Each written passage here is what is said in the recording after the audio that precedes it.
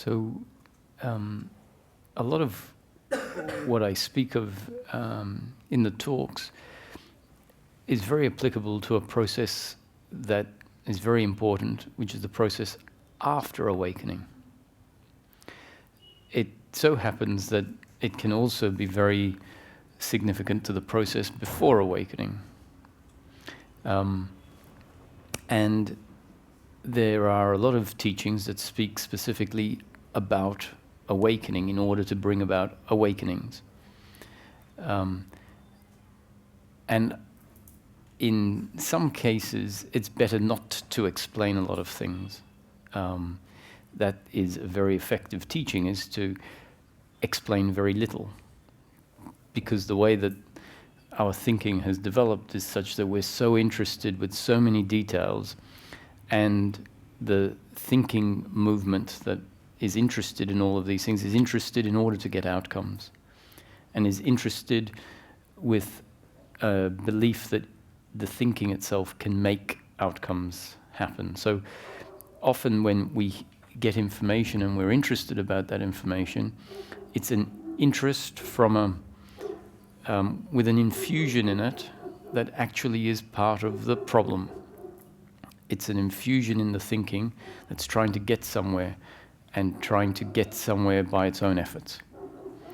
And so often teachings don't give you more information. They effectively are aiming at undermining the thinking by effectively pointing it out as the problem. And so often when a question is asked, the answer is an answer that sort of says, actually the question is not valid. Because it's understood when it's heard that the question is coming from this attitude that is the problem. And so answering the question essentially validates the question, validates the motivation of the question, and then the thinking carries on. Essentially what we call in this teaching the belief in personal doership and attachment to outcomes gets fed and gets stronger by receiving more information. But once certain changes have happened,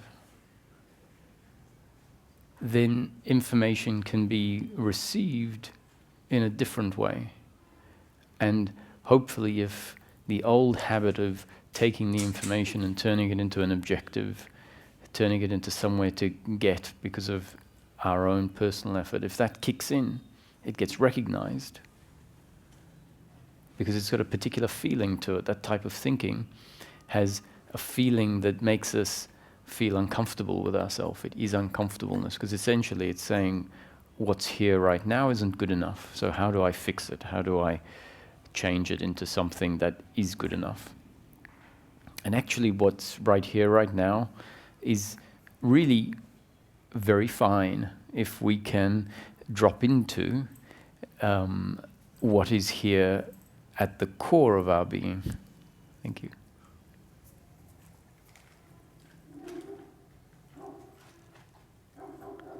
And it's the thinking that sort of prevents us from dropping into that essence that we are. And so when that thinking kicks in, it feels uncomfortable. So hopefully we've started at a certain point to be able to have dropped in to our essence and appreciated what is available now when certain things change. And with that experience, that is not something that I'm not talking about it coming and staying, because if it comes and stays, then there's no need to say anything, because as far as I'm concerned, that's what we're really looking for. The peace of our own being, meaning a connection to what we really are, which allows us to continue to live life, and we remain connected to the core of our being. And a certain type of thinking is then known to be redundant and it stops. I'm talking about when the peace is experienced intermittently. So we have an experience of what it's like for there to be quietness or silence of the thinking mind. So an ending temporarily of the thinking mind. And so that's silence, where we're just being. Doesn't mean we're just having to sit down. We could be walking through the street and there really isn't a problem. We don't feel like there's somewhere else we need to be. We don't feel like there's someone else that we need to be. We don't have a commentary running about insufficiencies. We don't have a commentary running about how good we are. We just are, and there's a silence of the thinking mind. And then when the thinking mind comes back in, it becomes very obvious to us. It's like, oh, here it is again, because it has a very particular flavor. And to the extent that we become familiar with that flavor, and the word that I think is very appropriate for that is uncomfortableness. And when we look at the thinking and the feeling that comes with it, it's an uncomfortableness with oneself or an uncomfortableness with the other. And that's what can come to an end. That's what's available for the human being. To be a human being, not transcendent from this body, being a human being connected to a part of our humanness that you could say is transcendent. The part of our humanness we could say is timeless in the experience of it. It doesn't necessarily mean that it is timeless. It doesn't mean that it's eternal and will always exist. But it means that when we experience that part of ourselves, because certain thinking is absent, we'll realize, all this notion of past and future is thought-based, and so we can find a part of ourselves that is free of all of that. And it's very relieving. It's a great relief, because we can start to see that this thinking imposes a great pressure on us, in a sense, to control life, to fight, to struggle, to keep things in order. And it's actually a fiction. The thinking thinks we have to do all of this. The thinking says, if you don't struggle, you won't get anywhere. If you don't seek, you won't find. It doesn't realize that life looks after itself, and that the core of our being is already complete and is self-content, and so we don't really need to find anything. We're looking for something when that self-contentment is covered over. So this is really important for us to experience this silence for ourselves. It allows us to understand what the absence of silence is. It allows us to see what it is that comes in and disturbs the silence. If this doesn't happen, what is likely and what happens is we become really used to the uncomfortableness. We become used to the thinking of the thinking mind, because it's always there as a background. And when you're used to it, and we're told about something like liberation, and we're not really sure what it is, we're just running with the descriptions, and there hasn't been a dropping in that incessant thinking, then we are forced to imagine what silence is. Like, we come up with a concept of what this silence that we might one day have is.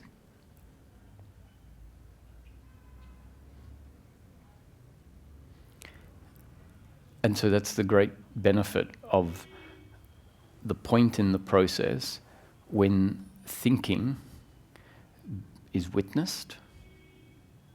So the thinking I'm talking about gets seen. It's very beneficial when it ceases for a little bit, and there's this and then if it comes back, it might be recognized. The contrast between the two states allow for a recognition and understanding that there is this incessant noise that not only in theory can stop, but we see it in practice, it can stop.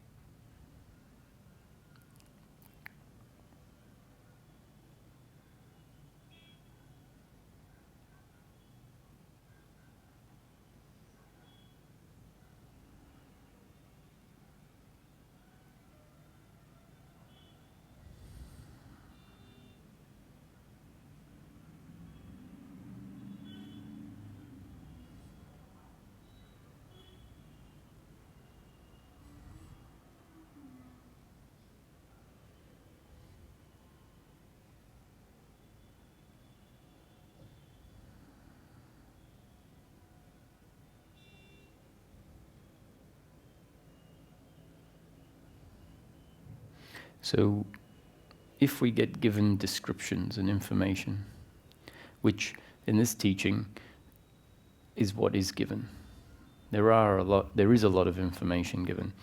And if the thinking mind grabs hold of that information and thinks a lot because it wants to understand and reap the rewards of understanding what is being pointed at, what's being described, and maybe have a stopping of the thinking for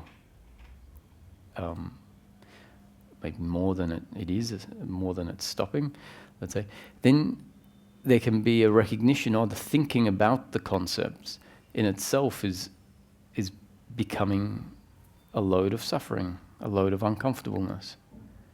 And if it's recognized in that moment, we realize, I've been thinking so much about this and it's uncomfortable, then a stop can happen. It's like, stop.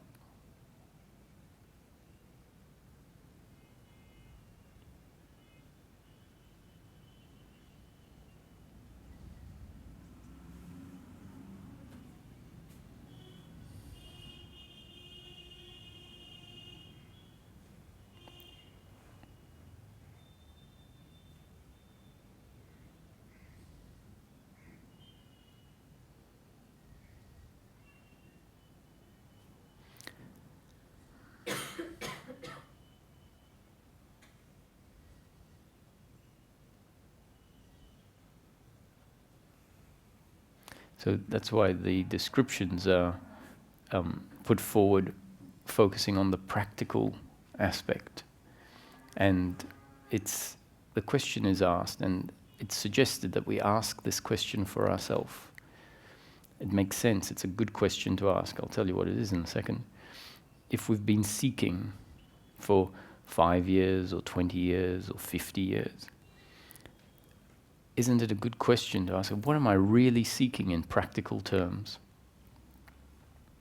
So yesterday, some of you were here, and there was a discussion with a gentleman who didn't really agree when I said that that the self, the beingness, the consciousness, when we rest into it for ourselves, doesn't tell us a lot of things that the teachings have told us.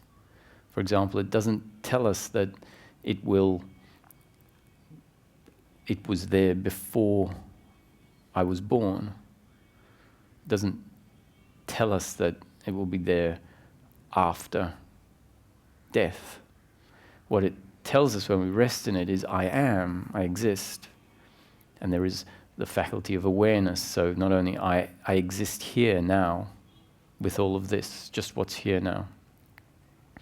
And we can drop into the timeless aspect of it. When we say timeless, there's an aspect of the human being. You might notice I keep saying aspects of the human being, because to me, everything that is experienced in life is experienced from the perspective of the human being. And there's really no problem with that, except when the functioning of the human being includes a whole lot of this disturbing thinking.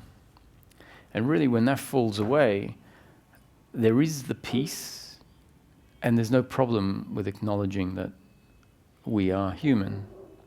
And at any moment, we can drop into a meditation where the aspects of our humanness, certain aspects, dissolve into the experience or fall away. Like the sense of a body can fall away, the sense of time can fall away. And so there's the timeless aspect of diving into our core. It reveals itself. But it doesn't mean that we no longer exist in that moment. It just means that the experience that's there doesn't have certain flavors to it. And then come out of meditation and certain flavors get added back in. All the visual and sounds and sense of being the body come back in. And while going through life, we can still remain connected to this core, this timelessness. So I'd say it's an aspect of the human being. And so the discussion that ensued yesterday was about, does the consciousness that is at our core, the self, is it eternal?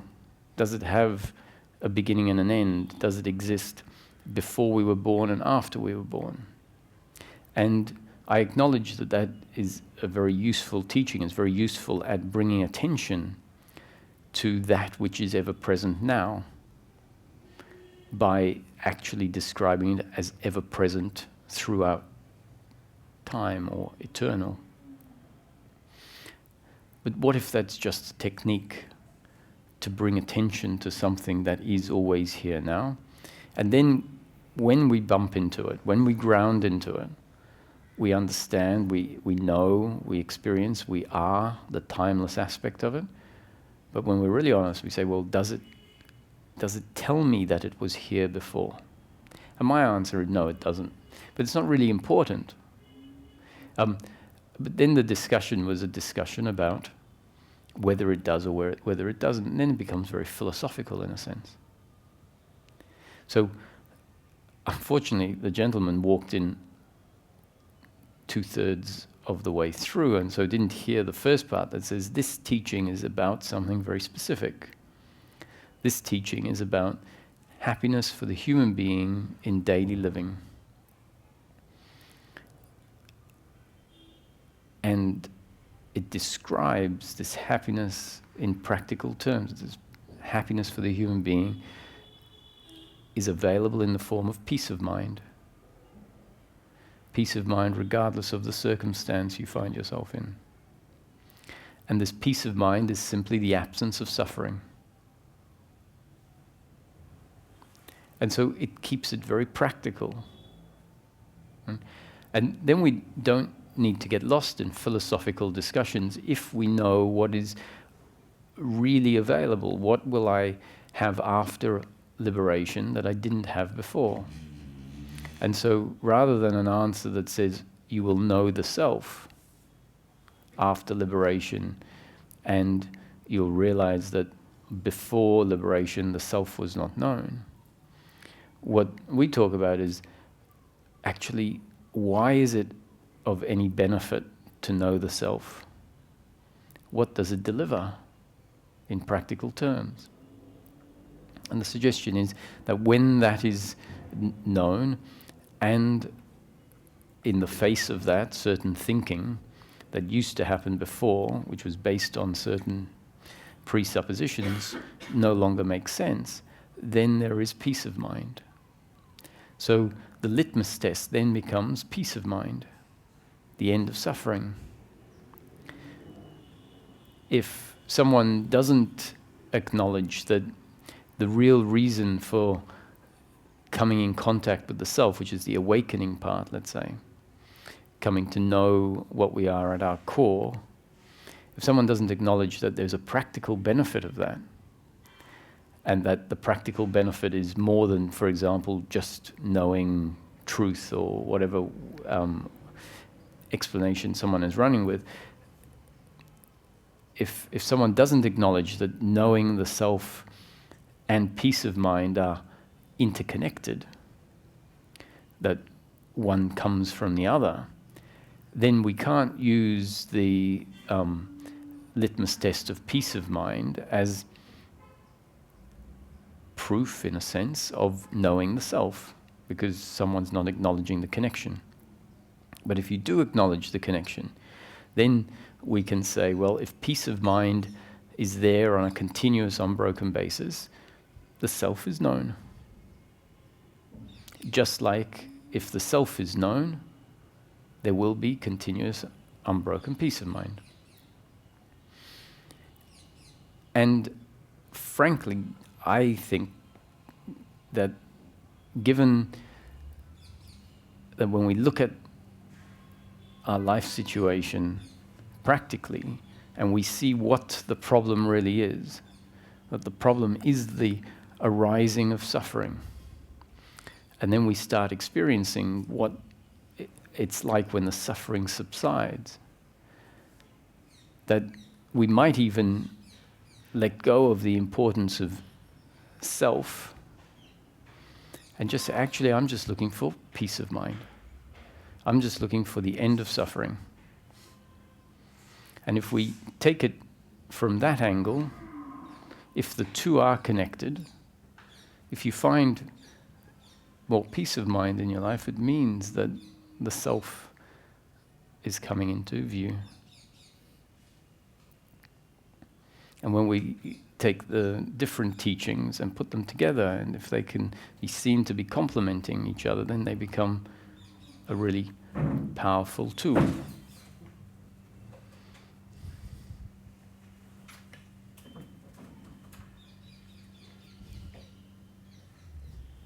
Can you pass it?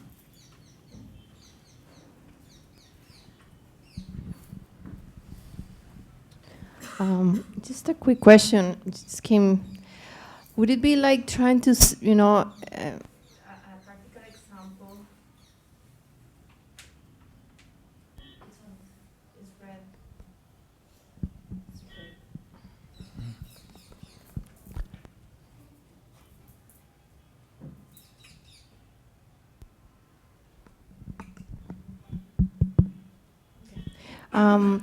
Okay. Our basic need of, let's say, shelter, right? We need a clean, comfortable home. 1 second. Can you go? Yeah. Can you go?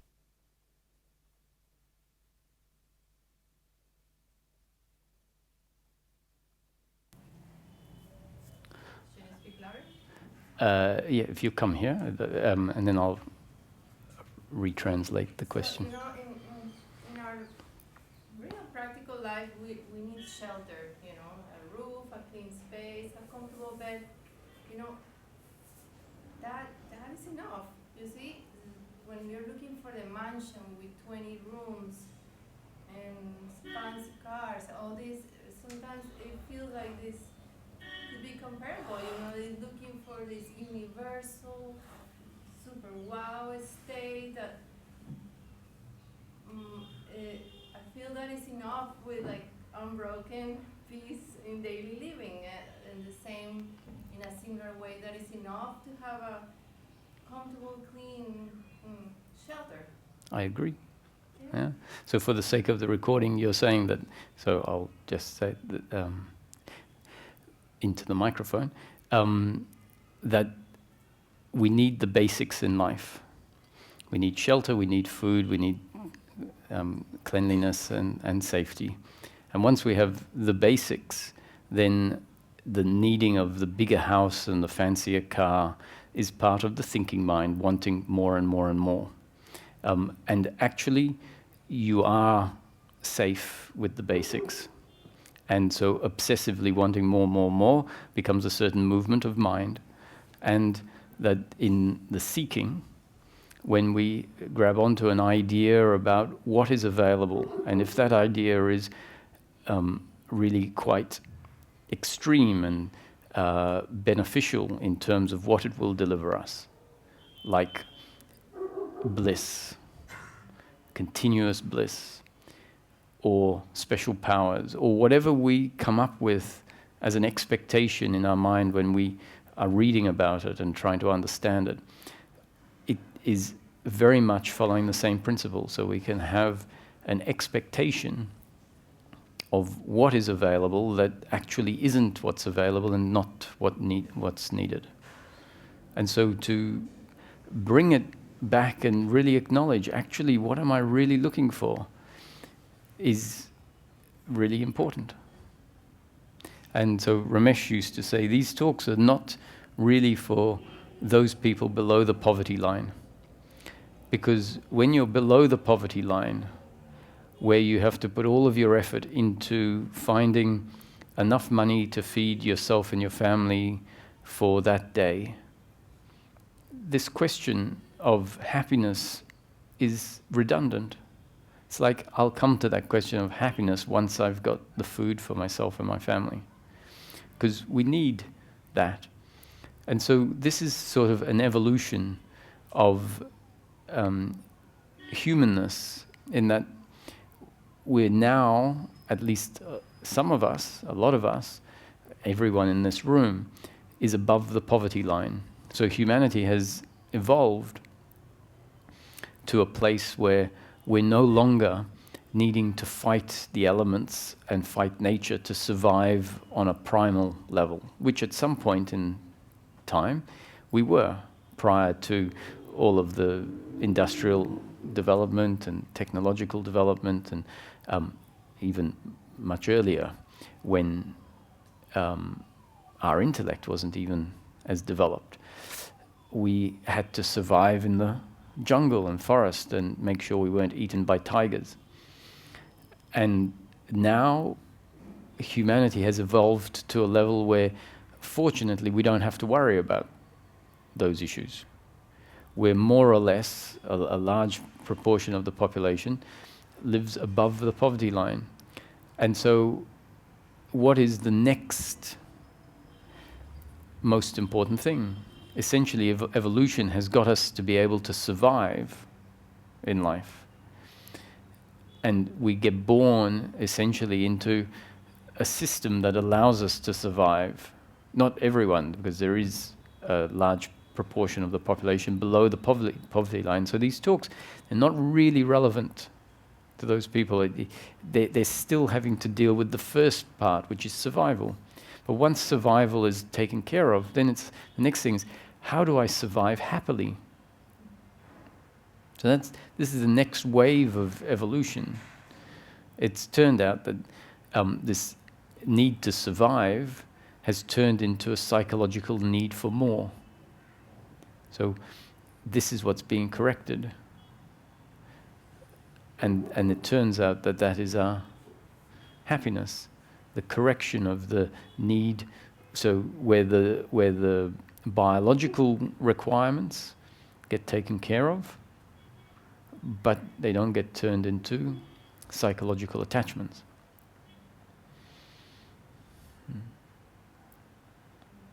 So we're working on this.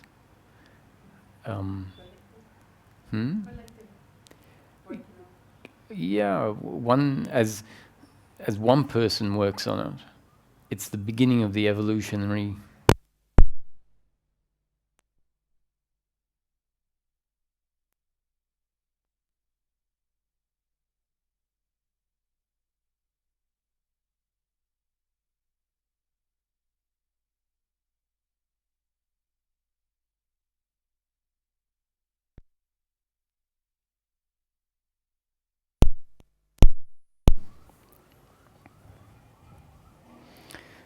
So we have people in history, like, let's say, let's go back to Buddha 2,500 years ago, and Lao Tzu, and many other people who started to see life beyond what the rest of the people around them were seeing it as.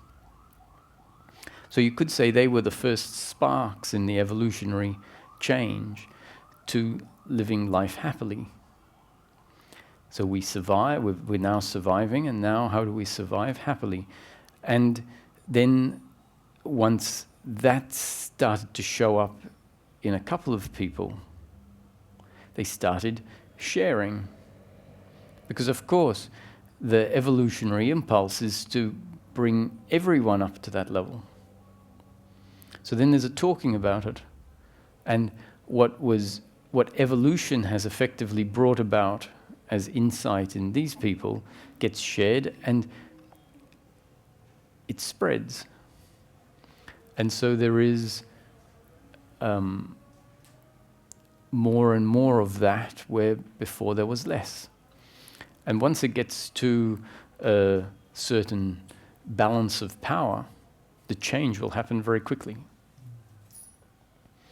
So in some hundreds of years, if humanity still exists, humanity might laugh at history and say, can you believe that there was this psychosis that was put in place as part of our evolution where we killed each other because we hated each other, because we saw each other as separate? Can you believe that humans thought that they were the doers and that they needed all of this? And it could be that I see that this will be the standard. Happiness for the human being will be standard. And it'll be the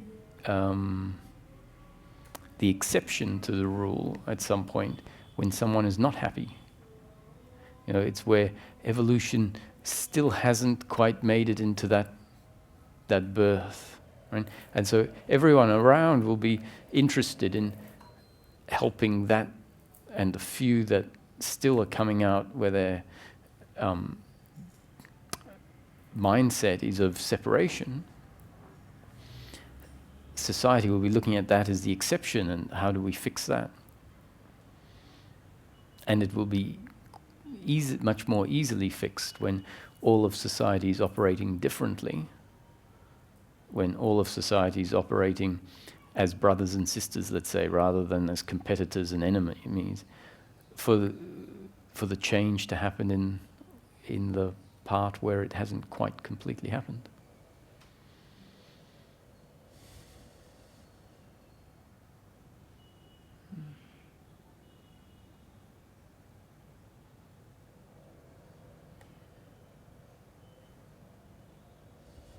So, awakening teachings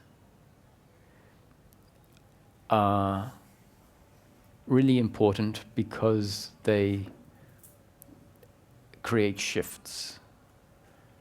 A shift in the way that awareness is able to be aware. Shift essentially allows awareness to take a step back. Now, why isn't awareness, like that to start with? And I would say it's part of our development. The way development happens is that everything is seen from the perspective of what we see as the subject, the body. And so anything that belongs or arises through the body can't be seen objectively. And so something needs to come in to bring about a shift. So describing the body as not what we are, describing the body as an object. The body is something which is being observed, something which we are aware of in this present moment. And it's being observed from a place outside of the body, or from being observed by something which is not the body. Something that doesn't change and is ever present.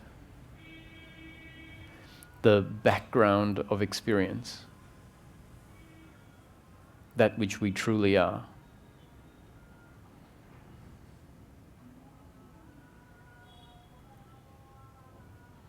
That's a description that, as it comes into our system brings about a change. It's like, oh, I'm not the body.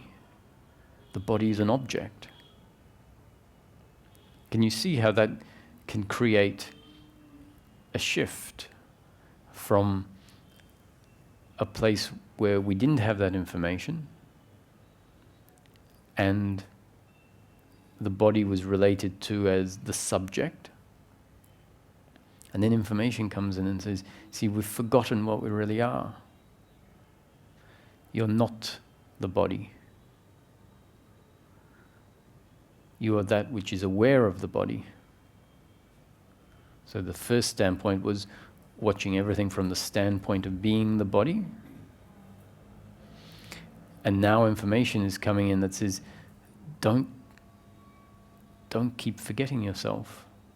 See the body as an object. Realize that it is witnessed from something or nothing, this what we could call consciousness or awareness, and know yourself as that. Know yourself as that awareness that is aware of everything that arises in this present moment. Know yourself as the awareness that knows all of the objects as objects. Thoughts are objects. They're not what you are. Emotions are objects. They're not what you are. Feelings are objects in the experience. They're not what you are. Be that which is aware of them. What you are is the silent witness. Remember yourself. None of that's true.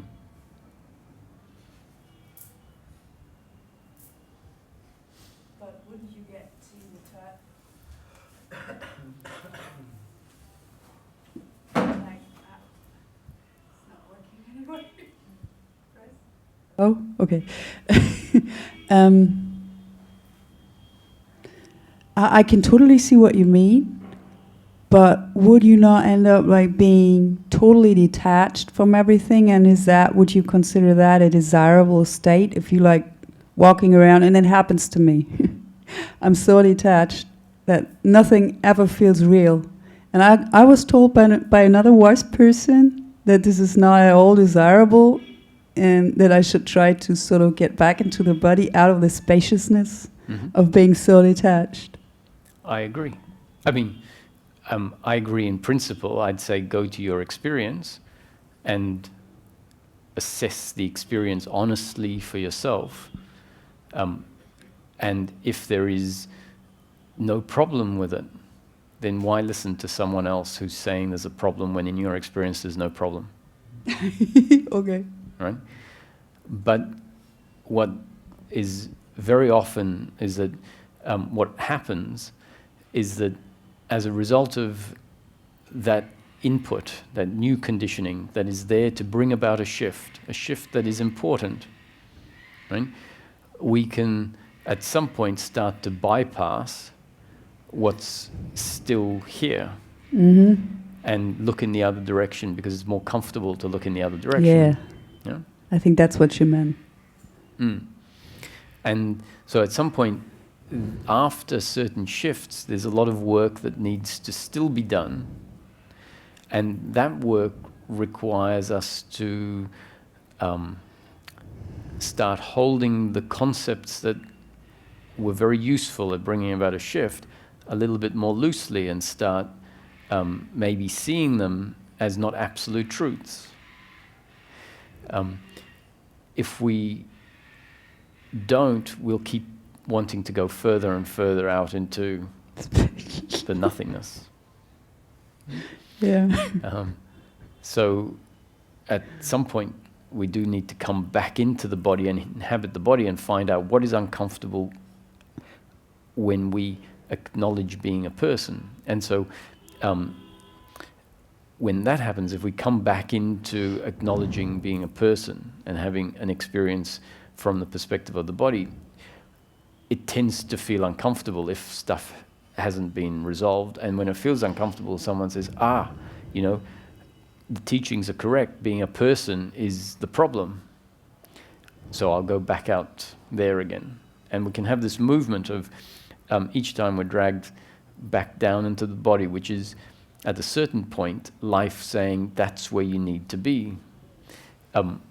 We essentially, or certain thinking, drags us back out to the spaciousness, which is not necessarily the same spaciousness that is available once we have cleared the vehicle out of any remaining misunderstanding. So there's two sorts of spaciousness. There's a bypassing spaciousness, which essentially is a dissociation from the body. And then there's a spaciousness that is the spaciousness of a clear vehicle. Can you describe that a little more? Well, and how to distinguish between the two? Well, the dissociation experience, it turns into a dissociation, because at first the shift to see the body and see everything from this witnessing perspective is needed. But then if we don't, if the process keeps throwing us out further in that direction, whereas maybe an optimization is coming back down, if it keeps us up there, at some point we'll start to feel like something's not quite right. And the reason is because my suggestion is that the process is a process of bringing us to live fully as the human being. And so if we're still in a cul-de-sac, a spiritual journey cul-de-sac of being formless awareness, at some point it's not going to feel right if the journey is about coming and living fully as a human being. And so if we can start to pick up on that, the sense that something's not quite right here, something doesn't feel quite right, then that becomes our indication that maybe I need to acknowledge that coming back into the body is useful. So what's the spaciousness of being in the body is what you asked. Can you explain the difference between the spaciousness of being in the body and the spaciousness of being out there? One of the things is that we tend to have this flip-flopping when we're in the spaciousness that isn't centered in the body. And the flip-flopping is where we sort of get dragged back in, come across the stuff that isn't resolved yet, and it feels uncomfortable. Whereas the spaciousness of the body is where it sort of remains constant, because the vehicle is now being cleared out. But the fact that I'm talking about this as if one's good and one's bad, it's a process. So it's not really about one, we can't choose, it's a process that takes us from one place to the other. And so what we're talking about here is essentially we do need to come back into the body and clear out, and it's not our doing, it's not, we don't do the clearing out happens. But if we're not willing to acknowledge certain things and feel certain things, then essentially it's another way of putting things under the carpet and looking in the other direction.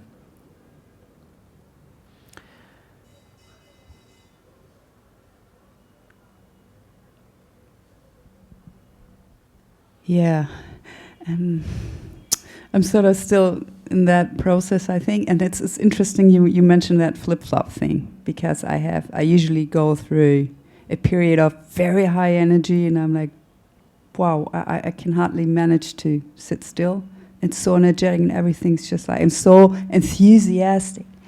And then the flip comes, and I'm just in the hammock for one day or two. So, but it all feels very blissful. But then I'm wondering whether that bliss that I'm feeling is part of the ego that doesn't want to really let go of that stage and go on to the next step of the ladder. Mm-hmm. Mm. Because it feels so good. Well, I'd focus on the stuff that doesn't feel so good. Because if you can't find the stuff that doesn't feel so good, why go anywhere? Careful what you wish for. Yeah. But the likelihood is that if we're really honest, we find, because the way you described it is sort of high energy and low energy. Yeah. But the low energy feels fantastic, Yeah. and the high energy feels fantastic. And so to me, it sounds like it's all fantastic. Yeah. But then you need to be honest, not to me, but To to myself. yourself because you might have left out the bits where it feels really, really uncomfortable. If they're there, if that happens. I don't know if they're still there because I had them and maybe I worked through them, but then I'm not sure because it feels like there aren't any left. Yeah. But it might be an ego thing that, like an illusion because there will always be some left, right? I mean, we always here to work stuff out. Probably it never ends. Well, I'm sure. I think we have sections. I think some things can end. Like I think the basis of suffering can end, and then there'll be something else that would be the next evolutionary wave beyond the end of suffering. So that I don't think the process ever ends, but I think that when we look at, and not when I say I think, it becomes self-evident that as the suffering starts to get less, there's a reason why it's getting less, because certain beliefs are being uprooted. And so the beliefs are not, you're not uprooting essentially this tiny belief and this tiny belief and this tiny belief. What's being uprooted is the underlying principle that feeds all of our belief system. And so when that principle is uprooted completely, all of the suffering can fall away. So I don't see any reason why suffering can't fall away completely. In fact, I know it can. As long as the underlying belief systems are seen through. Yeah, okay. Thank you.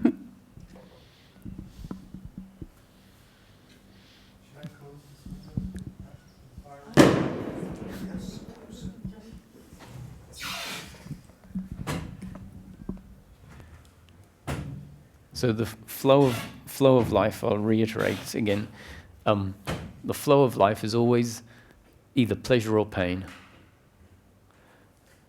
Meaning the circumstance is what we like or what we don't like. The circumstance is in line with our biological preferences or out of line with our biological preferences. And one of the things that causes suffering is the belief, and it is a belief, that in order for things to be okay, life needs to be pleasure, pleasure, pleasure, pleasure. And actually the flow of life, the circumstance of life, is never going to be pleasure, pleasure, pleasure, pleasure. We just need to look at all of the variables that make up life, and we see that we're not in control of those, and the other person isn't always going to do what we want.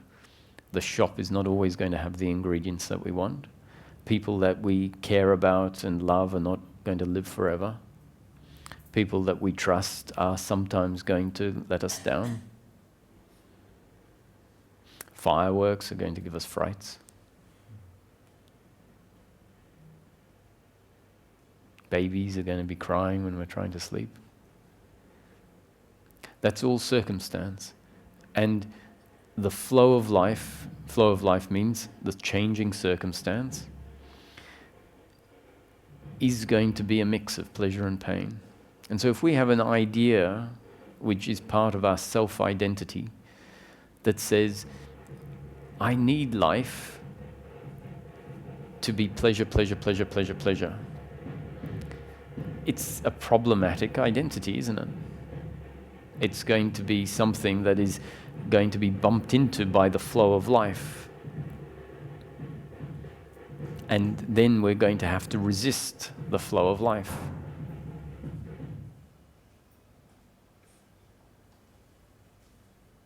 So to the extent that something as simple as a description that says, yes, the flow of life is always going to be pleasure and pain, sometimes pleasure, sometimes pain, and I'm not in control of it. And even the other isn't the one determining whether it's pleasure or pain. So it is what it is. It shows up at any moment, either pleasurable or painful. So that description, if we hear it and we go, that makes complete sense, can be a huge step towards dissolving a belief system that is expecting one day life to be magically pleasure, pleasure, pleasure, pleasure, pleasure.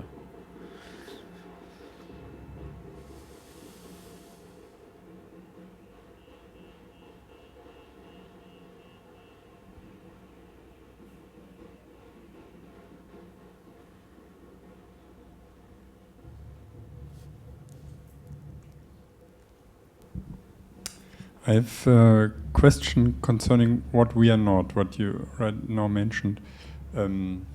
So I find it easy with thoughts to experience somehow I'm not my thoughts. I also find it easy with, let's say, my legs or hands or stomach.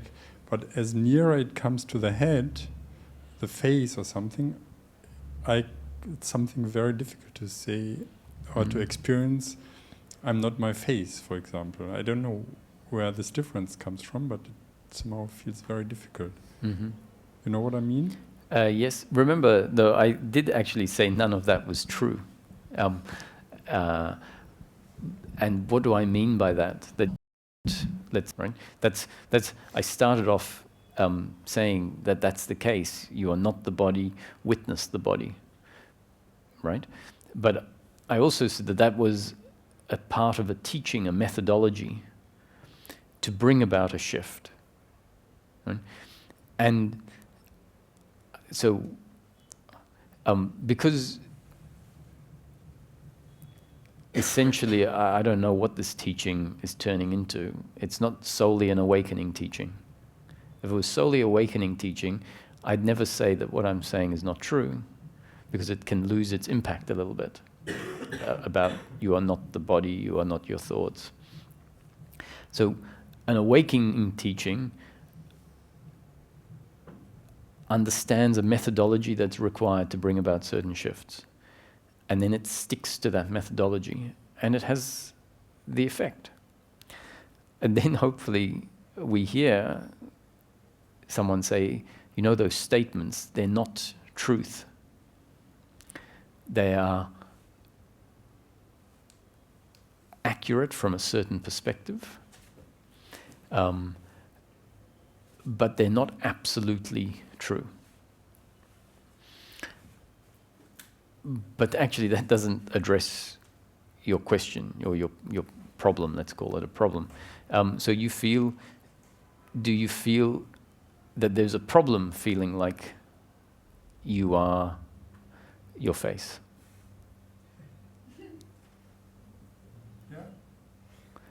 And what is that a problem relative to the idea that one day I will know myself as not the body?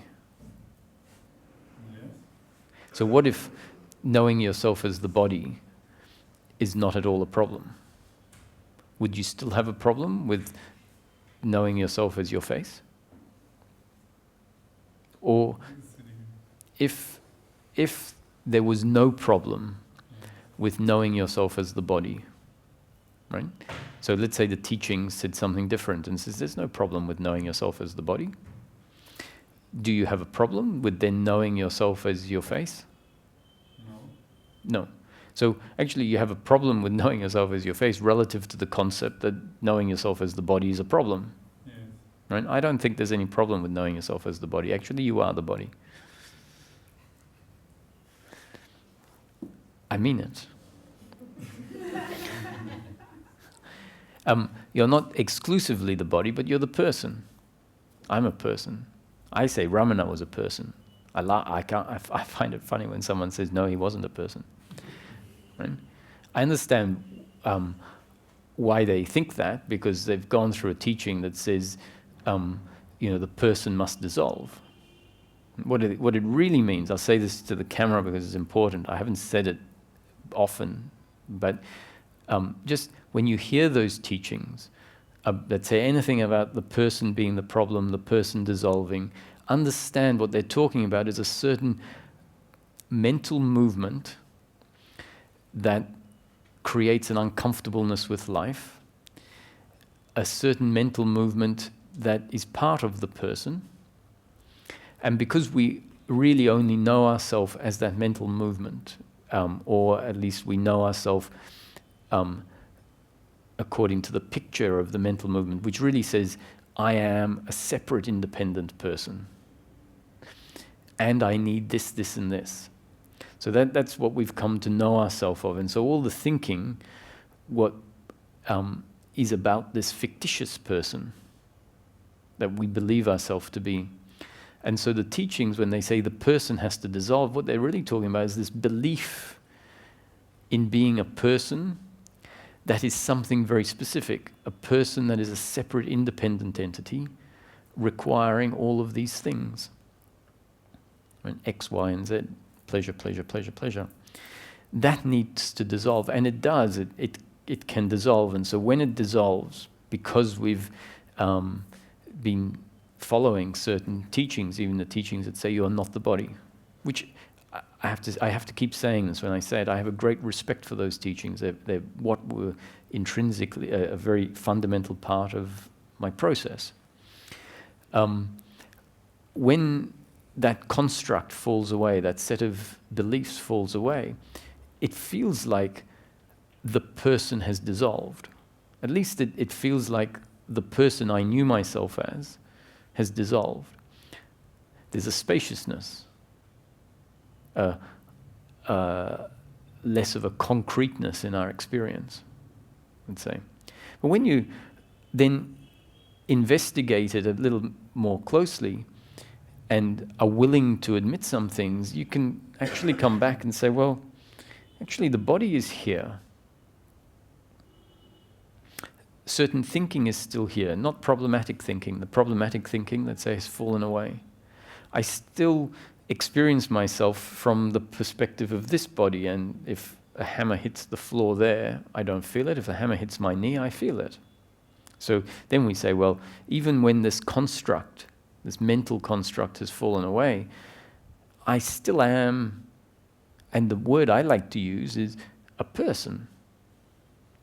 A body that functions in the world and has thoughts and feelings, but no longer has the obsessive thinking that we were talking about at the beginning of the talk, an obsessive thinking that can be like a veil that floods the experience, and so then all we know ourselves as is those thoughts and feelings.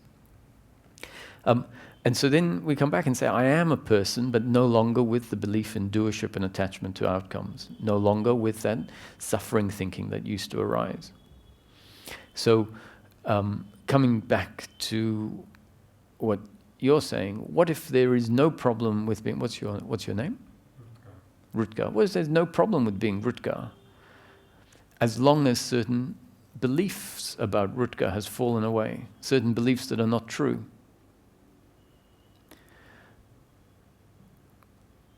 And then we say, wow, I've been trying to get rid of the sense that I am a person when I always was a person and I always will be a person. Then our focus can change. Instead of aiming for the person to dissolve and thinking that one day I'll have no personality, or we become more specific and we say, actually, what is going to dissolve is certain false beliefs that a part of the person, a bit like an extension of a house, right? There is a house with this extension on it. And let's say the extension was designed by a really bad architect. The builder that put the extension on was really bad, and it leaks and all sorts of things. And it's part of the house. There's a singular house. And then a storm comes along and just wipes the extension off. Right? There's still a house. It just doesn't have that extension anymore. And so there's still a person, it just doesn't have that sort of that old functioning. And that's why we approach it. What are we really looking for in practical terms? We're looking for the end of suffering in daily living.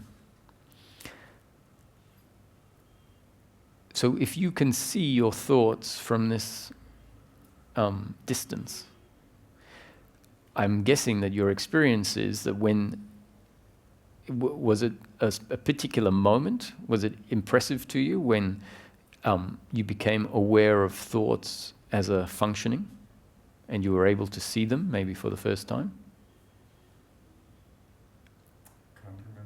Can't remember. Naturally. Yeah. Okay. It's usually quite a surprise where we, in an instant, maybe see thoughts in a way that they were never seen before, from a different perspective, a distance, let's say, where it feels like, oh, that's not what I am. Whereas before, they weren't seen from a certain perspective, and so there was no freedom from them.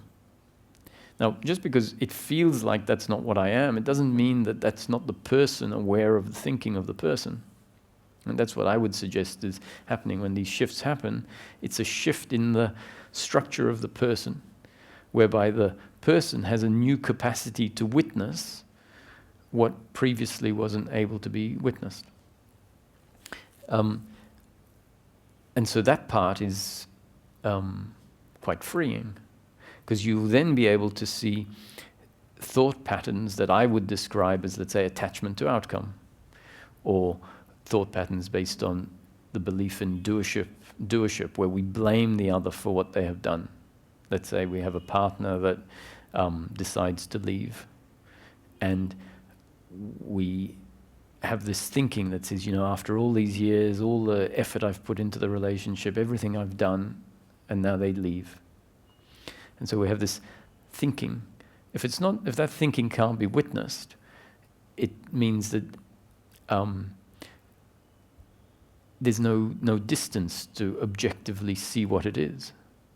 There's no distance, so you're essentially lost in it.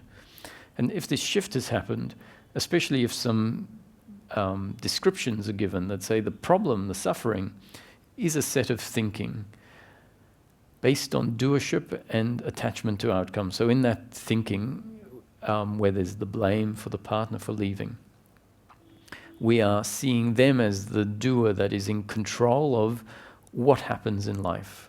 Like they are the ones that have made the circumstance the way it is.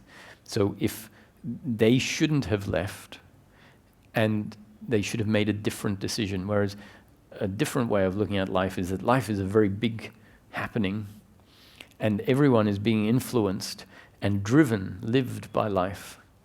Certain feelings arise that we don't create. So in the partner, they might fall in love with someone else. Now, falling in love isn't something they do, it's something that happens. When we have this idea of personal doership, we see that as their doing. They shouldn't have fallen in love and they shouldn't have left. Rather than seeing life brought about the arising of a feeling that drove them in that direction. And it wasn't their doing that brought the relationship to an end, but the happening of life. So, without a distance from the thinking, I can describe this, and the feelings feel so real, the feelings of the thoughts feel so intense, that it just sounds like blah, blah, blah to someone that's in that involvement in the thinking.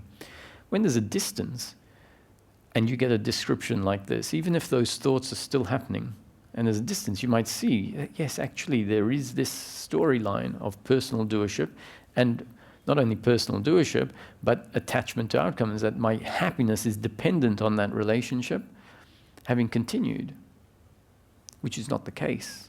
The human being is capable of being happy even when life circumstance changes such that it's painful.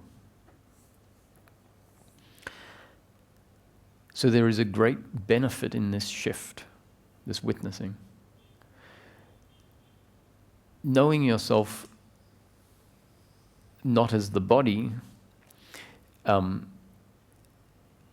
meaning if you can witness the body, right? So once again, when we are able to witness the thinking, doesn't mean it's not the thinking of the person. And as I've said, we are the person and we have certain thinking.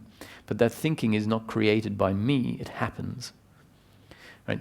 So that thinking of doership and attachment happens because I have been designed by life to be a certain way. Right? And so it's not my thinking, and yet it arises as part of the person. So there's this paradox. It is me, but it's not my doing. And so if this shift has happened where we can see that the body is moving, and from that witnessing perspective, we see the movements, but we sort of say, well, I'm not really doing it. It feels like I'm in control to some extent, like I want the hand to go up, so it goes up. But then we also witness it as an automatic movement as part of life. That's what that distance can allow us to do, is to see that as almost like a vehicle or what in the teaching we call a biological instrument that is also moving according to its design and its makeup. So if the leg twitches, that was a happening, right? I didn't do it, it happened. And we can witness, oh, that's a happening. And from that witnessing perspective, the description that it's a happening is much more palpably acceptable. And the description of non-doership goes on to say that even the words that come out, or the action of picking up the body, because the first action I said was just a twitch, right? But this action of picking up a glass and having a drink is really biological. I was feeling a bit thirsty. I saw the glass there, and then I picked it up. But on the one hand, I say I did it, but on the other hand, I realized that this is a very complex instrument, and the feeling of thirst arose. And that feeling of thirst is not something I created, but it led to an interest in having water. So this is where that witnessing is very important, because it allows us to see ourselves in a different light to what we might have seen ourselves before. Essentially as not the doer, but rather an instrument through which life happens. And that is the basis of the suffering that happens. So and the suffering in practical terms is guilt, so guilt for those actions that happened through me that delivered pain to myself or to the other, where I say, oh, as the doer, I shouldn't have done that, I should have done it much better. And as not only the doer should I have done it better, but as a person that requires, according to my belief system, a person that is the doer that should have done it better, and the person that requires pleasure, pleasure, pleasure, really I failed miserably in that thing. I did something that delivered pain. So pain is an attack on what I believe myself to need. So with that belief in place, there's a big problem. So we're going to feel guilt. We're going to blame the other on the same basis, but for the actions that happened through them that were painful. We're going to feel pride for those actions that happened through me that were positive. And we'll say on the same basis, oh, me as the doer, look what I achieved. Now, because it's a positive outcome, it's a less heavy form of suffering, but because it's based on this false idea of who we are, there's still an uncomfortableness, and it's that principle of pride that is at the root of shame, and shame is the heaviest of the suffering forms. And then there is also the expectation and attachment to outcomes, wanting life to be a certain way. So once it becomes clear to our working mind, the functional part of the mind, that the real problem is this thinking that arises that has a certain flavor to it, a flavor of uncomfortableness based on a false idea of what I am. But the false idea is not I am a person, The false idea is I am a person that is a doer in control of everything that happens, and a person that needs life to be pleasure, pleasure, pleasure. So if the belief in being a person that requires and is that those things falls away, we still continue to be the person, but without the suffering arising. And so then I'll find that if someone hits me on the face, I know myself as the face to some extent. And there's no problem with that as far as what we're really looking for goes, as far as the end of suffering goes. There's no problem with that. The problem is if we then have the story about what being hit in the face means, about me and my happiness, and accompanied to that story, if it would be a problem if there is this blame towards the other as the doer, as the one that, independent to life, did that. So being hit in the face is pain, and that's part of the flow of life. So when that happens, I'll understand, of course, life isn't suddenly not going according to the rules of life. Life is still going according to the rules of life. We can then start to say, that's my destiny. Whatever happens in the flow of life is destiny, my destiny, and my destiny is part of a broader destiny of life happening. And so this personal blame towards the other can fall away. We accept. We understand that it was my destiny to be hit, their destiny to do the hitting, and then my destiny to maybe hit back. And once the circumstance is over, the story about it falls away. If it didn't arise in the first place, the circumstance is over, and then we move on. We might move on in prison for a night, let's say, if that's what was part of the circumstance. But without a story, this happened because I hit back and I shouldn't have hit back, and actually it happened because he hit me in the first place and he shouldn't have hit me. All of that's the psychological, horizontal thinking in time, based on doership, meaning life could have been different to what it actually is, which is, when we come to see it a particular way, we say, it can't. It's one big creation, one movement. And Ramana, in one of his quotes, says that the body will be moved by the body's karma, and that what is destined to happen in life will happen no matter what force tries to stop it from happening, and what is destined not to happen in life will not happen no matter what force in the universe tries to make it happen. So then he said, the best course of action is to remain silent. The silence, basically, he's talking about is the silence of the thinking mind, where it's understood that the future will be as the future is, the past was as the past had to be, and so there's no commentary to make on it. The commentary is superfluous.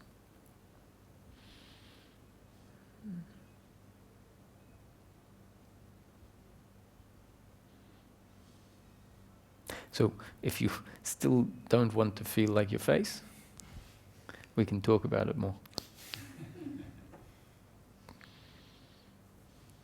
There is something I'll add, which is part of the. Sorry, we'll go there next. Ramana spoke about dropping into the heart, a shift down consciousness, dropping from where it tends to reside, which is in the head, because of the main sense organs are in the head. And so a dropping into the heart can start to change the sense that we're located in this part of the body. And if that happens, it is part of this spaciousness that takes place. And so the solution to your problem, it's not necessarily your problem, but so from one point we're saying actually there's no problem with feeling like we are the body. But if the consciousness is not resting in the heart, then that might be what you're referring to.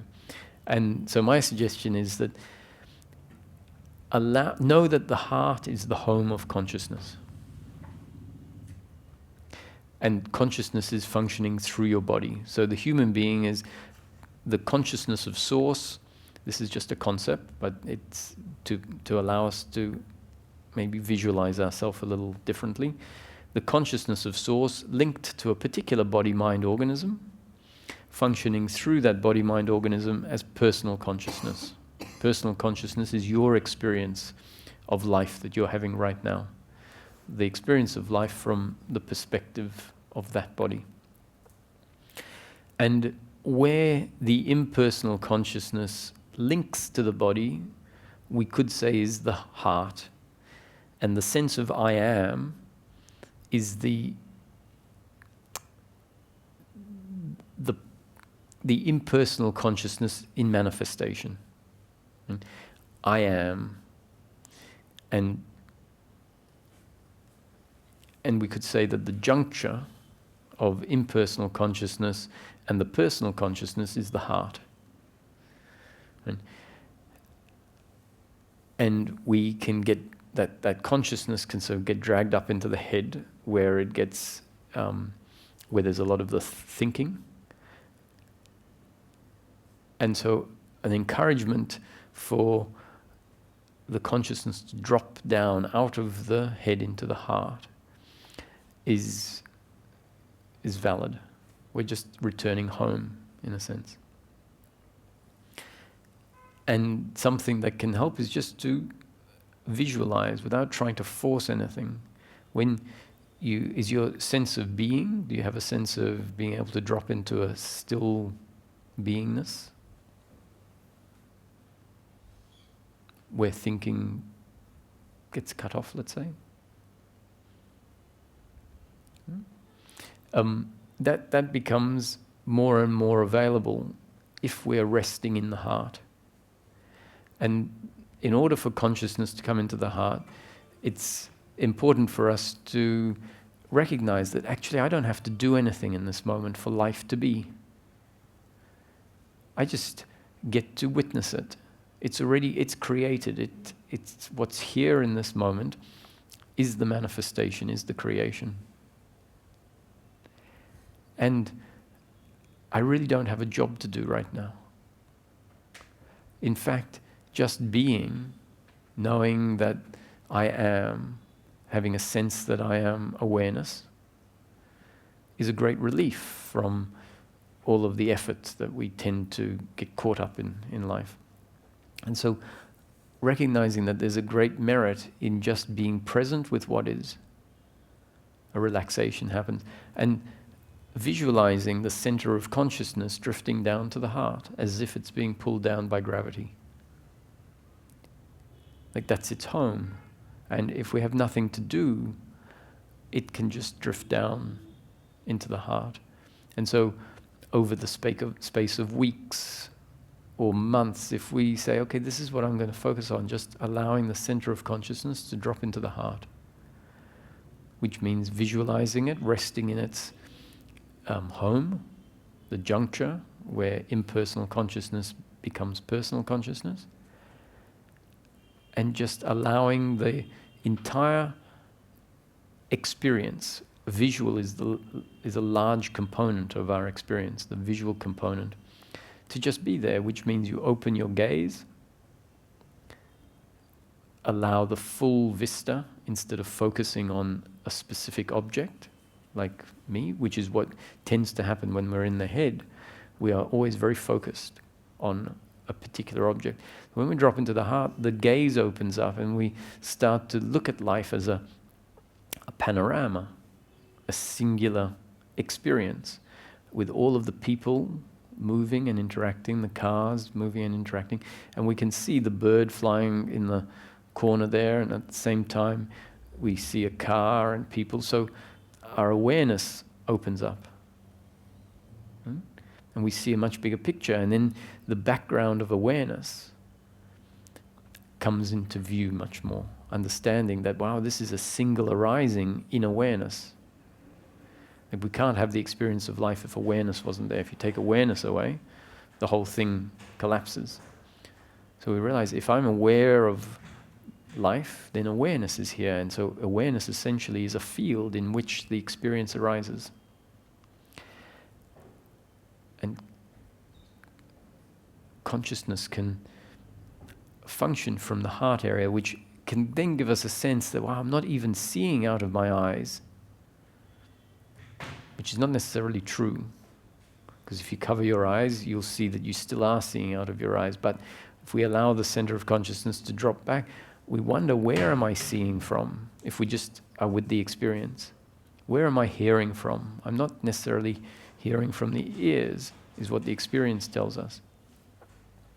It's almost like you're receiving all of the input, the experience, from your chest area, maybe even from a broader sense. And you might then find that the whole image arises where you thought your face or head was. If you're really present with the image, so what you're looking at me, but you also have peripheral vision, right? So when you're looking and listening at what I'm saying, you're seeing me, but you also, if you open your gaze, have a much broader visual image. You might even get the sense that I have no face, I have no head, if the center of consciousness drops down into the chest area.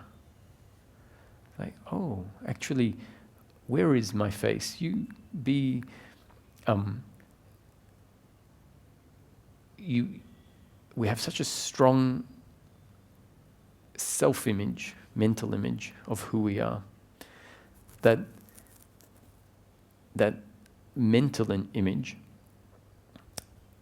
leaves a sort of a residual experience in our experience. So as that mental self-image gets dropped away because we become more interested in what's here in the present moment, less thinking about what we need in the future, because when we're thinking about what we need, we are essentially creating a sort of imagination of the person and what they need. And so as we become more present with what's here, the residual mental self-image falls away. And so that in that residual mental image, there is a sense of very much being the body. So then we go through life really feeling all the time like I am this concrete body. As we drop into the heart and witness life, and life is really what's here right now, from this spaciousness, then the sense of the body loosens up. It's always there when you come back to it, and there's no problem. It's not about it disappearing. But it might loosen this thing that you mentioned about, I always feel on my face. Because that's where the consciousness has been functioning for 50, 60 years. And so as we drop here, and it doesn't take long actually, once it drops here, to experience something a bit different.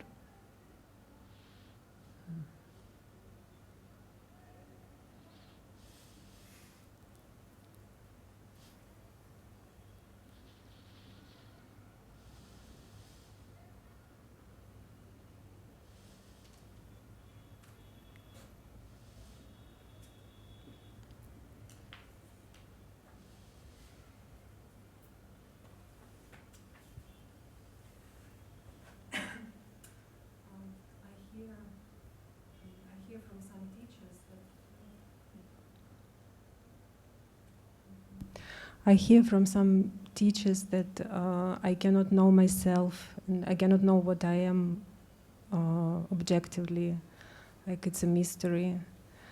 And it makes sense to me. But how can I not be frustrated as a person that I cannot know myself if there is kind of desire to know myself? Well, you see, if one of the problems is the desire to know yourself. So you say, well, if I drop the desire to know myself, maybe I won't feel as frustrated. But then I guess you're saying, well, because the teachings also say that this is a journey of coming to know yourself, right? This is a movement of coming to know yourself. So we have to, and then on the other hand, we hear, oh, you can't know yourself. So then it seems like that's frustrating. Well, I need to know myself because that's what this journey is about, but then I'm told I can't know myself. So let's just talk about what it means when they say you can't know yourself, is that essentially when you know yourself, you find that what is known is quite mysterious. So I know myself, but I find that I don't know very much about, or I know myself, but not much is revealed in knowing myself. So this goes back to what I was suggesting yesterday with the gentleman, is that when we actually then start resting in our being and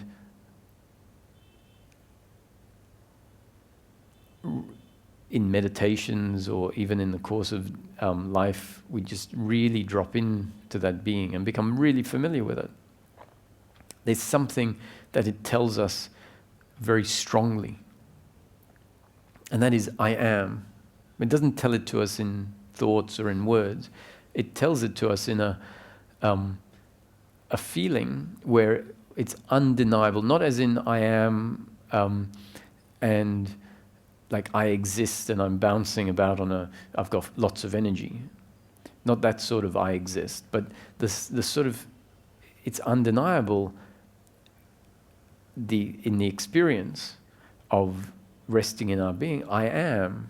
That is undeniable. So if I asked you, and we don't even need, the irony is we think we don't know ourselves, but the self that we come to know is here all the time. It's just that we haven't paid much attention to it because maybe we think it's not so important, right? But if I ask you, close your eyes, no? Okay, and I'll ask you a question. So close your eyes and drop into this sense of beingness, if you can, or just being yourself, in whichever form that is. And I ask you now a question: are you dead?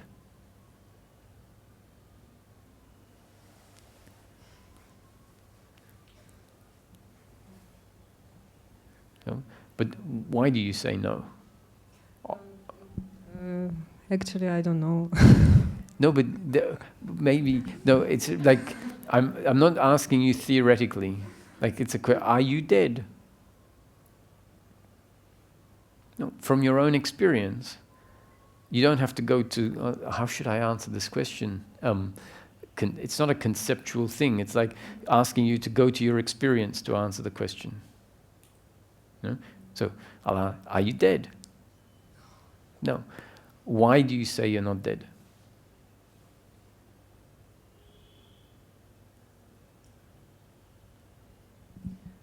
Because there is some knowing of existence, of being.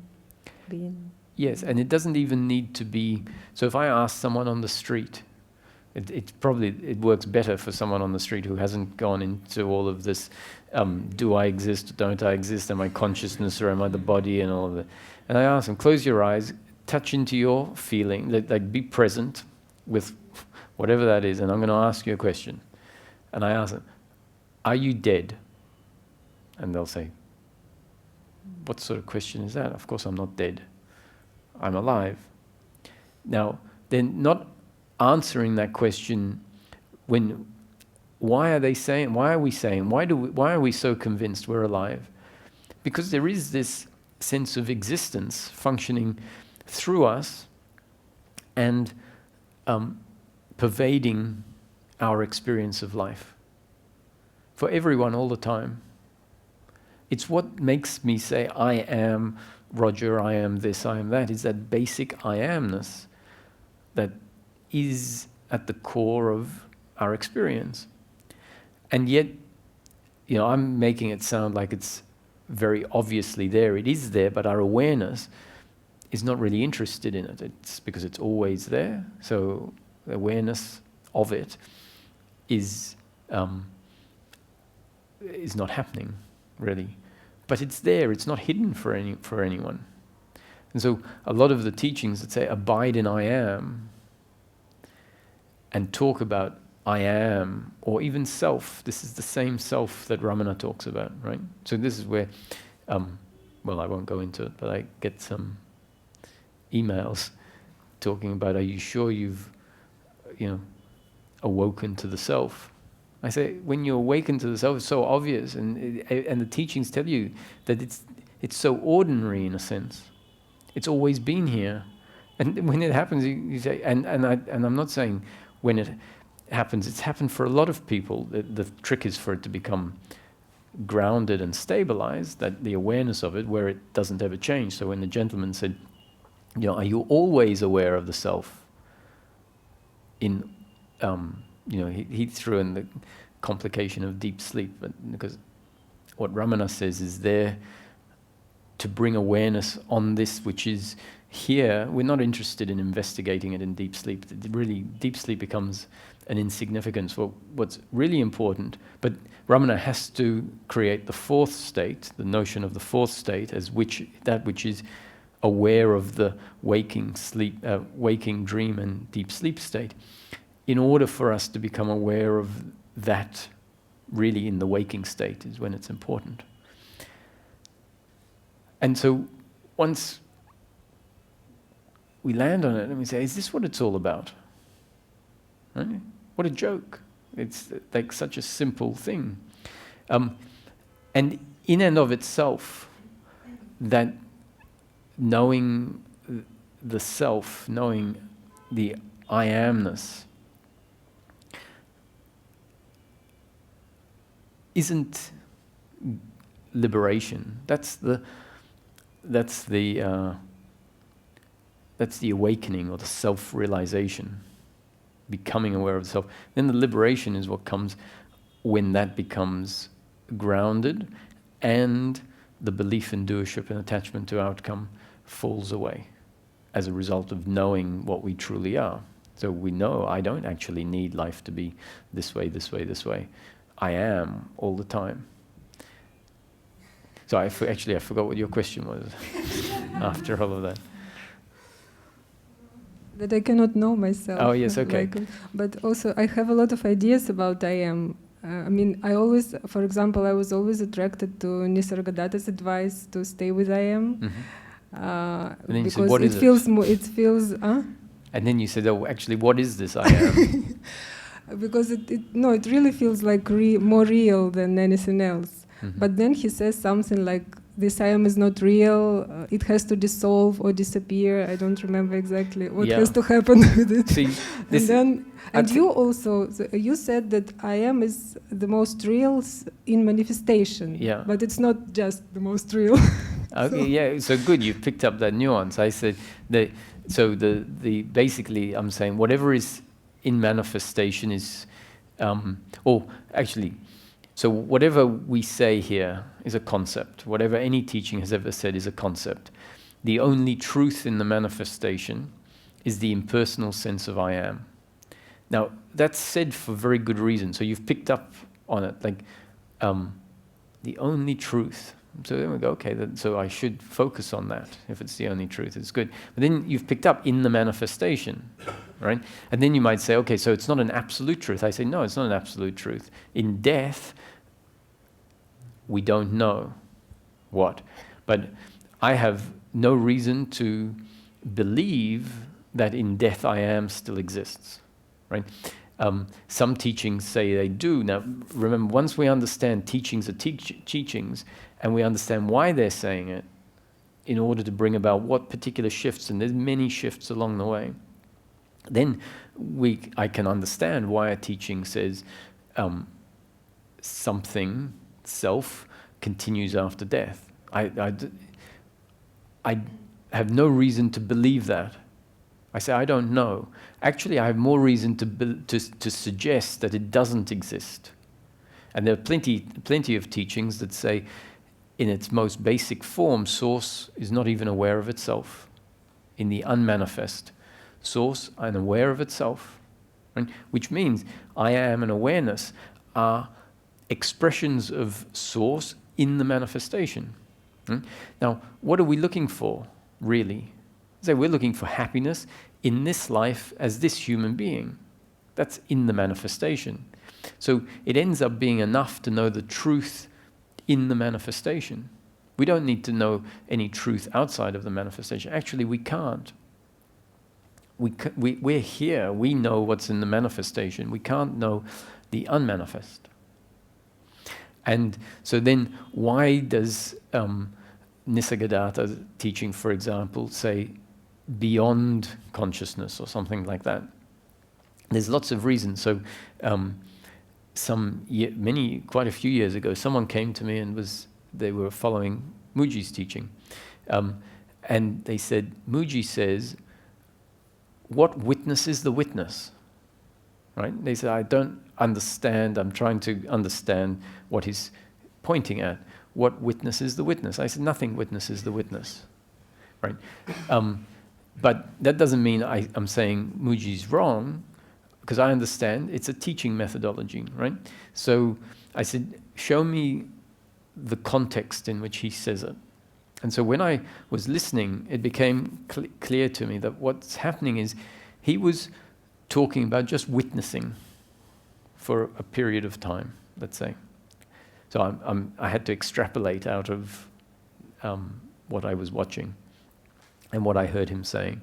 So he had been talking about witnessing, and probably in that making all of the correct disclaimers that it's not someone witnessing something, because pure witnessing that's all there is, witnessing, not a witness witnessing, just witnessing happening. Now, as I said, the thinking mind is going to hear things, and what it hears isn't going to always have the right effect. Sometimes the thinking mind is going to grab something and it's going to create more of the thinking mind. And so at a certain point, after, let's say, having talked about witnessing strongly for 6 months or whatever, and then people start coming up to the microphone and saying certain things. And he's hearing it and he goes, I see, okay, so the thinking mind is trying to do witnessing, which is not the witnessing that he was originally talking about. But now he sees a certain problem that's been set in place as part of, because of relating to the teaching a certain way, which is always going. It's not a problem with the teaching, it's just how this happens. So then he says, okay, how do I fix this problem? So he says, so what witnesses the witness? Which is not, when he says what witnesses the witness is not really the witness. It's what the seeker has created as the witness, someone doing witnessing. So now instead of correcting that, he'll say, okay, you're calling that the witness, so I won't complain, I'll keep saying it's witness. So he won't say this, it's in his head. So, okay, they're calling the witness. So now he's okay, so what is witnessing the witness? To try and create a shift out of the doing. So Nisargadatta was talking about I am, abide in I am, abide in I am. If we go to the beginning of his teaching, right? He said, my guru told me to abide in I am. I abode in I am, and self-realization happened. And then at some point he talks about even I am falls away. Right? Now there's a lot of reasons why. One, it could be because people have got caught up in this notion of I am. So then we have the I thought is introduced. Now the I thought is different to I amness, which is not a thought, it's a feeling. But from the I amness feeling comes then the thought I am, and then that can be believed and we lose touch with the I amness. So then they say the I am thought is a problem. It is, because it gets in the way of the I amness. So the person on the street, when I ask them, are they dead? They say no, I'm alive because there is I amness, but there's no real awareness of I amness as their core, let's say, it's just in the experience. And then on top of that, they say, I am this and I need that. So that I am thought has prevented the self-realization, let's say. There's lots of other reasons as well, because I am can present separately to awareness. So I am or I amness, being, and awareness to me are two aspects of consciousness. And they tend in the process to present separately. So maybe first I am comes in, and then the awareness that is aware of I am comes in after. And so the awareness aspect of consciousness is formless, and it doesn't even have a sense of I am, while there is a resting in the awareness aware of I am. They sort of seem like they're two. And so if they present separately in the process, one and then the other, and someone is stuck in the I am, or not stuck in the I am, but the bursting forth of I am has happened, what Ramana refers to as aham sphurana, the bursting forth of I am, where it's like realize, oh, I am. And then this other aspect of consciousness, the formless awareness, which seems much more empty and sometimes more real. When I say sometimes, at certain parts of the phase, it's like, oh, that's the ultimate. And then it's like beyond even that, maybe we might get told. So to me, beyond that, there's the unmanifest. Absolute nothing. And then we might think, oh, so I have to know that. I need to know the ultimate. Right? But the unmanifest is exactly that. We need to know that I am and awareness have come out of the unmanifest. So the source of I am and awareness, in theory, is the unmanifest.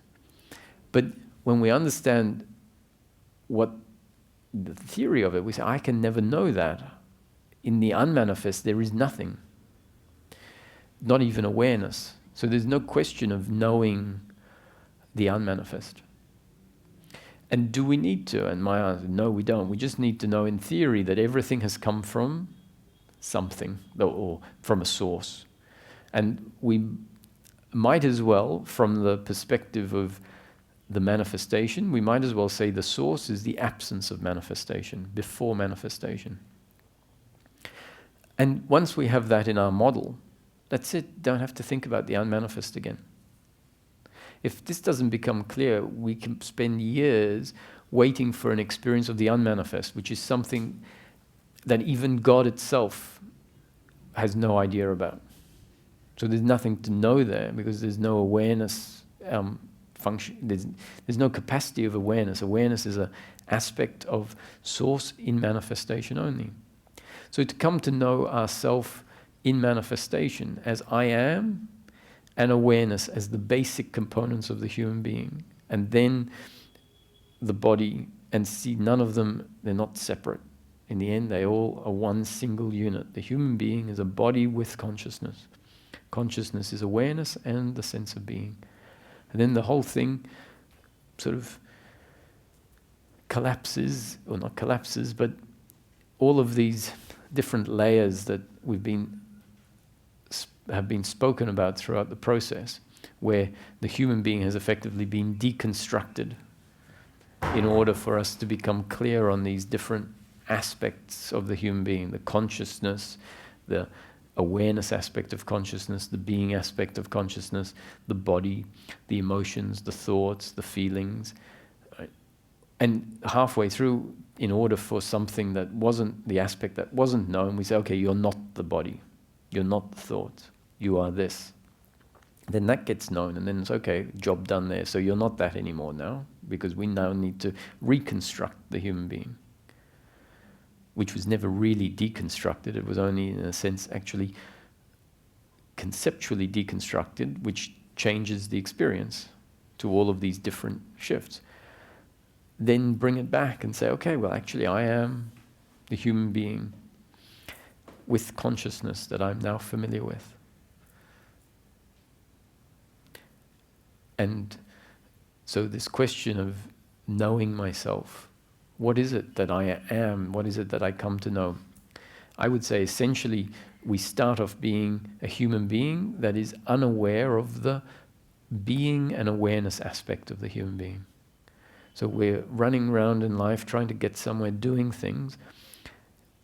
The consciousness and awareness is always there. That's because we're having a life experience, so there has to be consciousness and awareness, but there's no appreciation of it. So essentially we know one side of the coin, the gross aspect of the human. So we know that coin well, and we think that's the only side. And spiritual teachings understand that what's happened is we've become obsessed with one side of the coin and have no idea that it's a two-sided coin.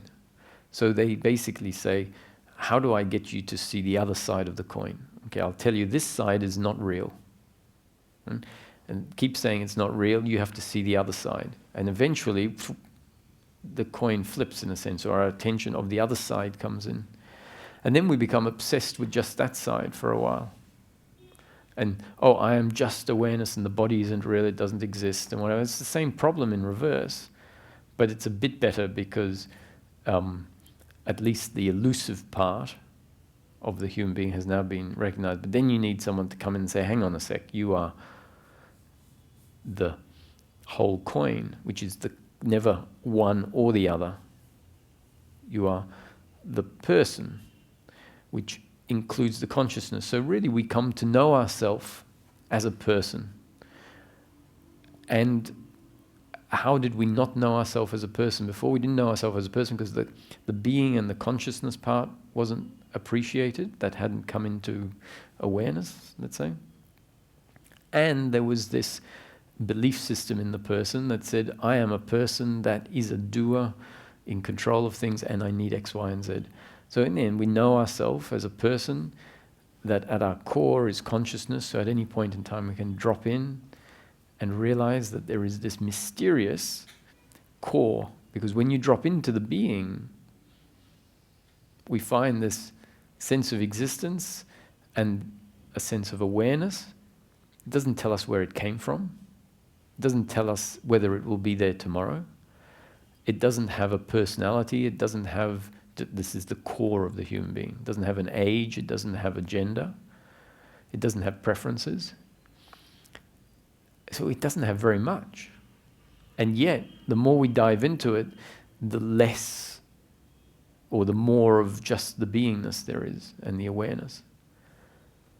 And so we can say the more I dive into the core of my humanness, the more mysterious it is, the less it tells me about anything. So that's what it means, is that you can't really know yourself as anything definable, but you can have the direct experience of just this very simple being and awareness, which is mysterious. So then we can see, oh, I can come to know myself, but in fact, when I know myself as much less than, or at least when I know the core of myself, I know it as much less than I imagined, because you probably have all sorts of concepts about what it is.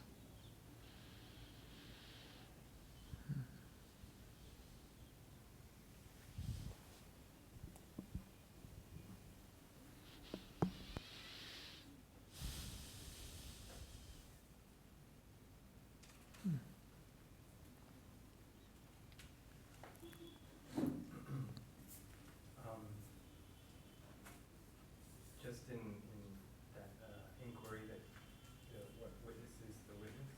Mm-hmm. And I think this is aligned with what you're pointing at, but just wanted to share maybe a slightly different take to see.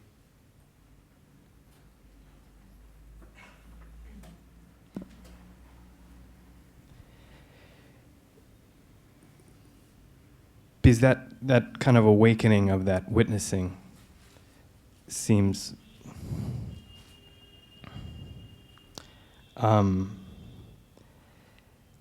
that there can also be, even without it becoming just moving back into falseness, where it's just kind of a thinking mind idea of witnessing, there still can be seemingly here a useful inquiry that, yeah, there's still some idea from the person that this witnessing is happening, and if I'm trying to dissociate from that idea that it's totally just witnessing. And in questioning what witness is the witness, it seems to kind of bring that same movement to kind of what you're pointing at back into the sense of, okay, yeah, person, body, flow, but there's less of a sense of being able to say anything, like a clear understanding of it. I don't know if, am I making sense? I can try to simplify what... Okay. Okay, so witnessing. Wow, like the witnessing kind of awakening of the thoughts and the ideas. Not witnessed by thinking, but witnessed by... Witnessing of thinking. Witnessing of thinking by something that is not thinking. Seemingly, yes, but then there's still an idea there, if I'm being honest, of in the person of that having occurred. Sure, it's okay. I guess when we're talking about the witnessing, it's a realization that I don't need to think about life in order for life to be there. It's a novel. At first, that's an interesting tree really needs to fall away for there to be an appreciation that actually, in the absence of any commentary about life, life is awared. That's the first phase. It's an effortless witnessing because life has always been awared. It's just that there's been a commentary going, and so as a result we sort of think that life is happening because I'm commenting on it. Like if I stopped commenting, it wouldn't happen. And then, to our surprise, maybe if the commentary stops, we realize, ooh, there's something that's just aware of everything, even when there's no commentary.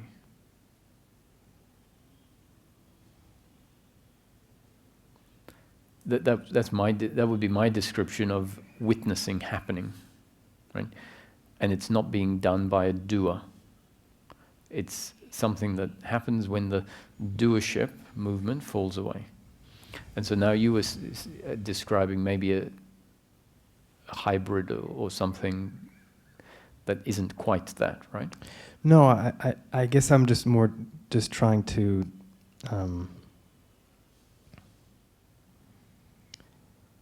that it root out any kind of idea that this witnessing needs to kill the idea of the person in order for it to be authentic. And I think this is just a false concept in terms of what you're pointing to. Yeah, so often when witnessing is being described in order to bring it about, it's helpful to point at the illusoriness of us being the person, because it does create a shift into, let's say, the awareness aspect of the person. And so ultimately I wouldn't say that, I would say it is the person doing the witnessing. Right? But in order to bring the witnessing function of the person into operation, let's say, we need to sometimes be told that the witnessing is not something that the person does. Is there also something that this process seems to then thing in thought of everything before there was a falseness to that filter before this opened?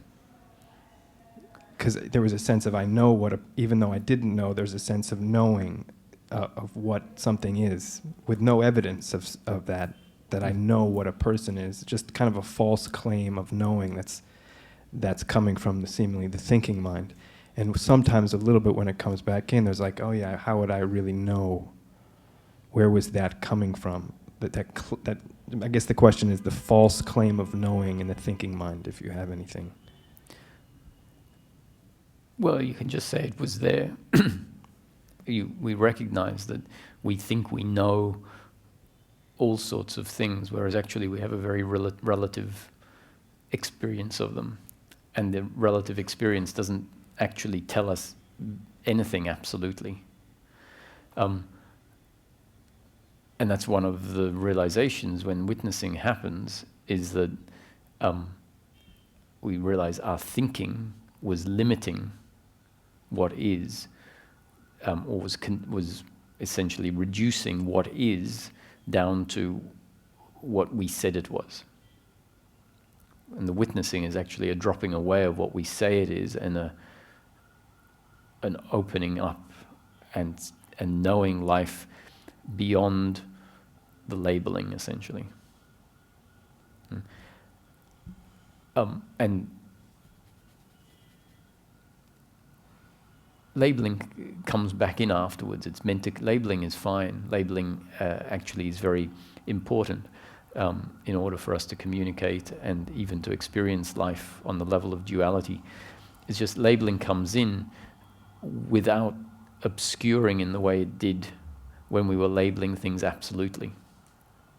When we label things, this is this and this is this, and we don't know any other way of knowing life, the labeling is absolute.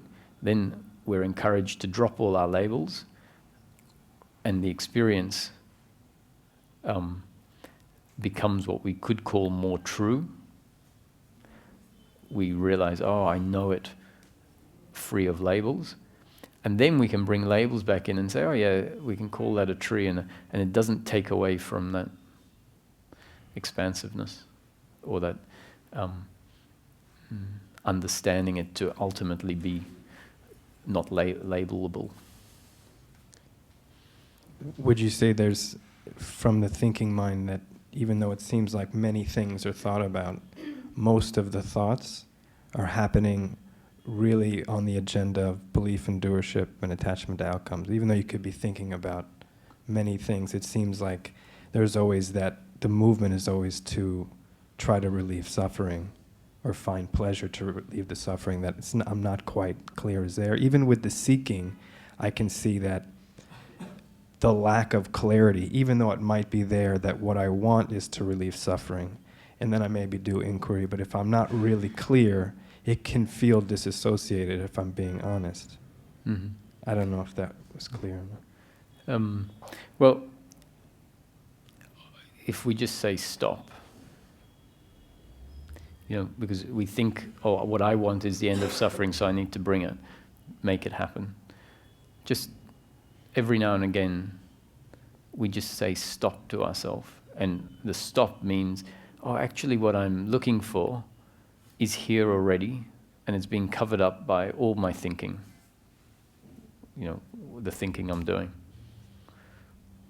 So there's more value in saying stop. Stop, which is a thought that can bookend our thinking.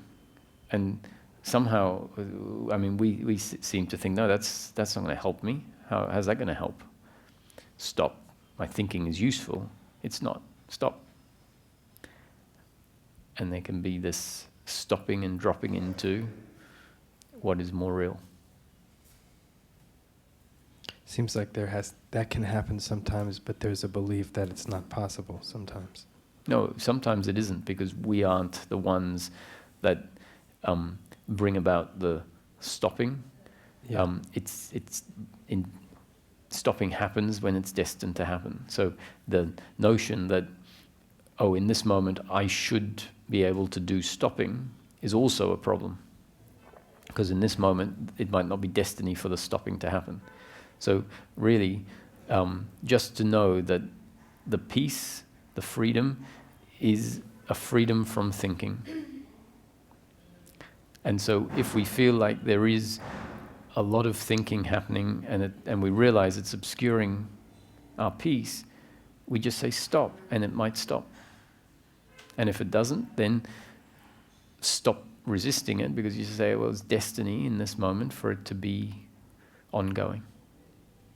So then there's a witnessing of the continuous thinking.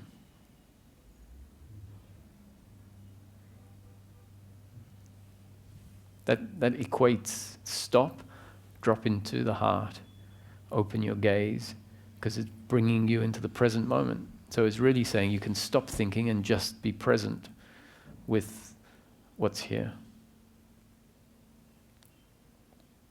which is not in our control, right? So if it doesn't happen, don't think it's necessarily available, because it might be destiny for that half-hour period or that day to not include a stop. Right? But the fact that it's being introduced in the talks and you think about it a bit and understand it intellectually, yes, stop if it happens is great. Might mean that you see the thinking at a certain time and the thought just says stop, and you drop into the present moment and just be with the visual aspect of the present moment, the sound aspects, the touch aspects, and see, oh wow, it's a very, in each moment, it's a very complex, multi-sensory experience that I'm not at all interested in most of the time, because I'm thinking about how I'm going to stop suffering and where I need to go. And it's very simple, just come here and be present with the experience, which is an experience arising in consciousness. Become present with the experience and you sort of become, it's an investigation into the nature of experience. You're being present with experience. And experience requires consciousness, requires awareness and being. So if you're present with experience, you're present with consciousness, your own consciousness.